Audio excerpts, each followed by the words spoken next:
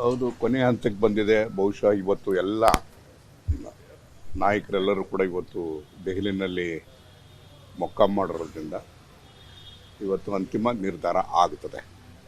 20ನೇ ತಾರೀಕು ಪಾರ್ಲಿಮೆಂಟ್ ಪ್ರಾರಂಭ ಆಗ್ತದೆ ಮತ್ತು ಅಸೆಂಬ್ಲಿನೂ ಕೂಡ ಪ್ರಾರಂಭ ಹೊಸ ಸರ್ಕಾರ ರಚನೆ ಆದಮೇಲೆ ಅಸೆಂಬ್ಲಿನೂ ಕೂಡ ಮೀಟ್ ಆಗಬೇಕಾಗುತ್ತೆ. ಸ್ಪೀಕರ್ ಎಲೆಕ್ಷನ್ ಬೇರೆ ಆಗಬೇಕಾಗುತ್ತೆ. ಇದೆಲ್ಲದೂ ಕೂಡ ಇವತ್ತು ವರಿಷ್ಠರ ಜೊತೆ ಚರ್ಚೆ ಮಾಡಿ ಅಂತಿಮವಾಗಿ ತೀರ್ಮಾನ ಮಾಡ್ತಾರೆ ಅಂತಕ್ಕಂಥ ವಿಶ್ವಾಸ ನಮ್ಮೆಲ್ಲರಿಗೂ ಇದೆ. ಲೇಟ್ ಆಯಿತು ಅಂತ ಅನ್ನಿಸ್ತಾ ಇಲ್ಲ? ಸ್ವಲ್ಪ ಅಂದರೆ ಪೂರ್ಣವಾಗಿ ಅಂತ ಹೇಳಿದ್ರೆ ಈಗಾಗಲೇ 10-15 ಜನ ಸಚಿವರು ಜೊತೆಗೂಡಿ ಕೆಲಸ ನಡೀತಾ ಇದೆ.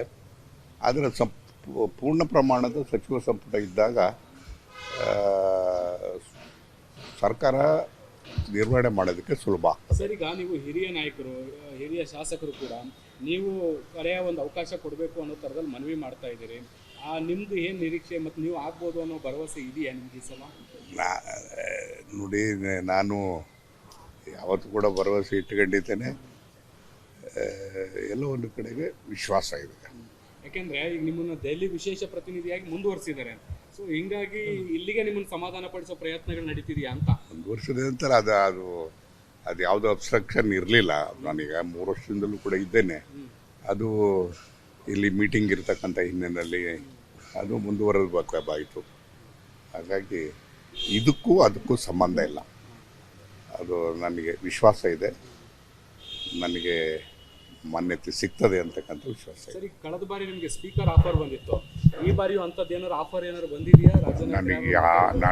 ನಾನು ಅದ್ರ ಬಗ್ಗೆ ಯಾವುದು ಪ್ರಸ್ತಾಪ ಮಾಡಿಲ್ಲ. ಯಾರ ಹತ್ರನೂ ಪ್ರಸ್ತಾಪ ಮಾಡೋಕ್ಕೆ ಹೋಗಿಲ್ಲ. ವರಿಷ್ಠರಿಗೆ ಬಿಟ್ಟಿರ್ತಕ್ಕಂಥದ್ದು. ವರಿಷ್ಠರು ಏನು ತೀರ್ಮಾನ ಮಾಡ್ತಾರೋ ನೋಡೋಣ. ಆದರೆ ಮಂತ್ರಿ ಆಗ್ಬೇಕು ಅನ್ನೋದಷ್ಟೇ ನೋಡೋಣ. ಈಗ ವರಿಷ್ಠರು ಈಗ ಯಾರ್ಯಾರನ್ನ ಯಾವ್ಯಾವ ರೀತಿಯಾಗಿ ಬಳಸ್ಕೋಬೇಕು ಅಂತಕ್ಕಂಥದ್ದು ತೀರ್ಮಾನ ಅವ್ರದ್ದು ಇರ್ತದೆ. ಬಹುಶಃ ಅವರ ತೀರ್ಮಾನನೇ ಅಂತಿಮ ಆಗ್ತದೆ. Okay sir, thank you.